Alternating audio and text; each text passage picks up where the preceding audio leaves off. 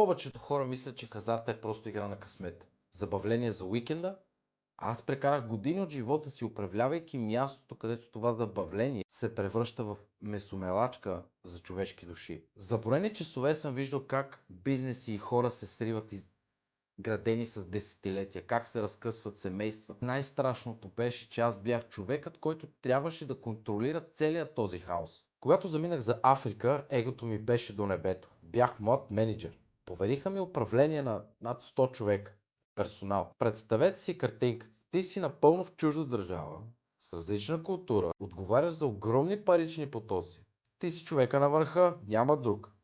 А от твоите решения зависи хляба на тези 100 и плюс души. Илюзията за власт, статус и успех беше изключително сладка. Тя те кара да се чувстваш буквално не до сега. Но реалността на тази позиция се оказа съвсем друга. Моята работа не беше просто да седя в офис и да гледам екселските таблици. Моята работа беше да стоя в абсолютния епицентър на човешкото падение. Всеки божи ден бях заобиколен от най-грозното лице на зависимостите. Гледах как хора, които влизат в залата като уверени, успешни бизнесмени, а на сутринта излизат като празни черупки. Загубили всичко. Гледах как бащи, които проиграват парите си за децата си. Гледах сълзите на отчаянието. Слушах лъжите. Виждах агресията, когато алкохолът извади най-първичното от човека и той осъзнае, че връщане назад няма. И като менеджер не можеш просто да си тръгнеш. Ти не можеш да си затвориш очите или нещо подобно. Ти трябва да си влезнеш там, да потушиш този конфликт, да запазиш хладнокръвие.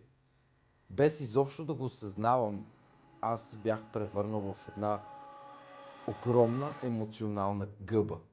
Попивах всеки един ден. Попивах тяхната паника, техния гняв, тяхната черна, токсична енергия. Умът ми се опитваше да ме излъже. Казвах си, това е просто бизнес. Това ти е работата. Ти си длъжен да го понесеш. Но нервната ми система, тя не слушаше. Абсолютно не слушаше тези лъжи. Тя записваше всичко и регистрираше всичко. Тя вече се пълнеше като бомба с закъснител. Комбинацията от смазващата отговорност за толкова много персонал и тази отровна пропита с стрес среда ме държеше в 24-часов режим на оцеляване.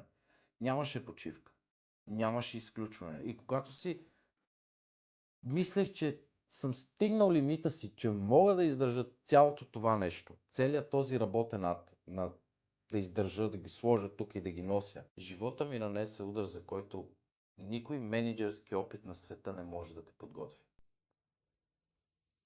Майка ми почина там, докато бях в Африка. Няма да ви описвам детайлите на този кошмар. Няма думи, с които мога да го опиша. Ще ви кажа само какво се случи вътре в тялото ми. В момент сюрреалистичният контраст между мигащите светлини в казиното и абсолютната непрогледна тишина в душата ми на хиляди километри разстояние. Невъзможността да направя каквото и да е било и същевременно 100 човека персонал, които чакат команди от мен, защото машината не спира. Всичкото това се слява в едно.